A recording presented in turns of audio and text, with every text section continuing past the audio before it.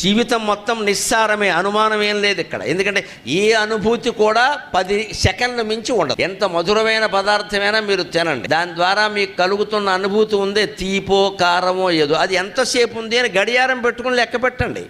జీవితాన్ని పరిశీలించడం అంటే అది. ఒక గులాబ్ జామ్ తిన్నారు, నేను గులాబ్ జామ్ తినందే ఉండలేనండి, షుగర్ పేషెంట్ అయినా సరే తినాల్సిందే అనేవాడు గులాబ్ జామ్ తింటూ ఆ తీపి అనుభూతి ఎంతసేపు కలుగుతుందో గడియారం చూసుకుని లెక్క పెట్టండి. Not more than 10 seconds. 10 క్షణాలు మించి ఆ అనుభవం ఉండదండి ఖచ్చితంగా. 10 క్షణాల అనుభవం కోసం ఆరోగ్యం పాడు చేసుకుంటావా? పోనీ ఈ బోడి గులాబ్ జామ్ నువ్వు ఎదురుకు ఎప్పుడు తినలేదా?